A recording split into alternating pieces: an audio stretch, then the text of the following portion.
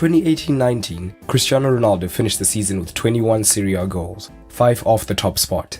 But the season was about so much more than goals for him.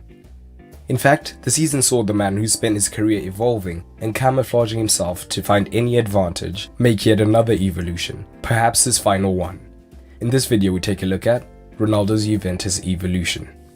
And if you want to keep up with Ronaldo, Serie A, or any club and league of your choosing, to get the latest stats and news articles, check out OneFootball, which is the premier football app.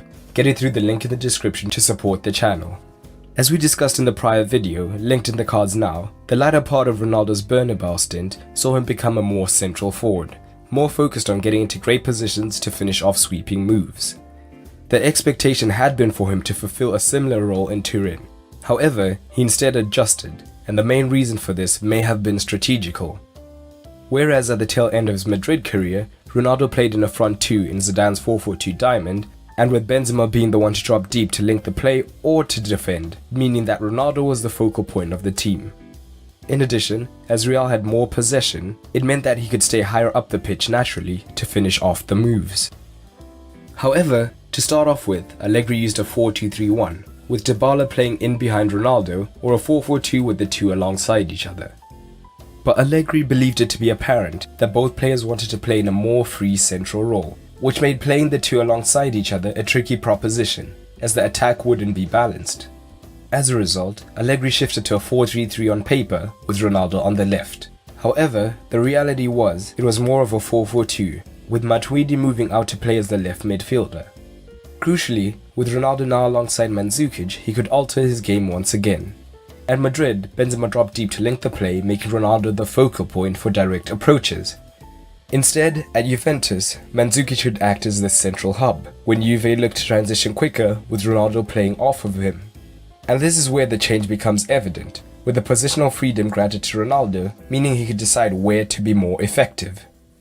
As a result, freed of his duties of just finishing off moves, Ronaldo became more involved in his team's build-up play, which was especially helpful as Juventus spent more time deep than Real did. He would find the most suitable space, whether wide on the left with Matuidi tucking back in to form a midfield three and Ronaldo providing a wide outlet away from the central congestion, or he would be the link just behind the opposition's midfield and in position to help start the attack. From these deeper positions, Ronaldo could engage in quick flowing passing movements, but could also utilize the space ahead of him to attempt to dribble at the opposition and move the team up the field. These changes are evidenced by his rising pass average numbers from 27 the prior season to 33 in the next.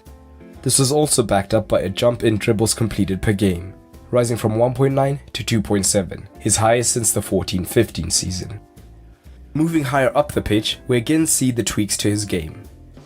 Allegri is a big proponent of the use of wide overloads, and his wingbacks are key to this. So, Ronaldo would often move into the wide regions where Allegri wanted the majority of play to occur.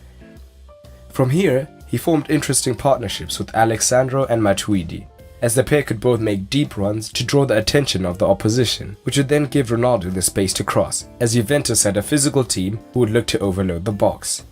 This is shown by his rising cross numbers and assists as well. But again, if the opposition were to tuck in tight and attempt to close him down, it gave Sandro the space to do the crossing. Another tell of his increased movement away from the traditional centre-forward role was his rising long ball statistics, as from the wide area he would occasionally look to switch the ball to the other side. But Ronaldo's natural instinct will always be to get goals. As a result, he would often drift into the centre-forward role. That's another reason why Mandzukic played in the 11 alongside him. Mandzukic is versatile and capable of playing as a defensive forward or wide on the left to balance the team when Ronaldo does go central. This may be a reason last season Higuain didn't fit in, as he is capable of doing neither of these. From the central roles during the build-up, Ronaldo would often drop between the lines to link up the midfield, during which time he freed Mandzukic to drift centrally to get on the end of the ball when it was eventually switched central. At the same time, Ronaldo could be the point man, and when the ball went wide, the prospect of having to mark Ronaldo and Mandzukic from crosses was intimidating for any defender. In the central zone, from deep, Ronaldo could also look to stretch the opposition by running in behind them. Ronaldo's retransition from a lethal penalty box forward to a more well-rounded one is backed up by the statistics. His reduced offsides per game, paired with more passes per game, indicate that he was playing on the shoulder less and was instead more involved in the build-up, which, paired with the rapidly increasing dribbles completed, shows his involvement even more. He took less shots per game, but more from outside the box, as again, he wasn't the traditional centre forward anymore and could shoot from range more often. He may have scored less, but this is natural due to increasing age, a different role, as well as playing on a slightly more defensive team. It has been a subtle but distinct change, from dedicated forward to the probing attacker, always searching for the next opening, the next space where maximal damage for the team rather than the individual can be created. But will this be his final form, or will we see the chameleon change form once again?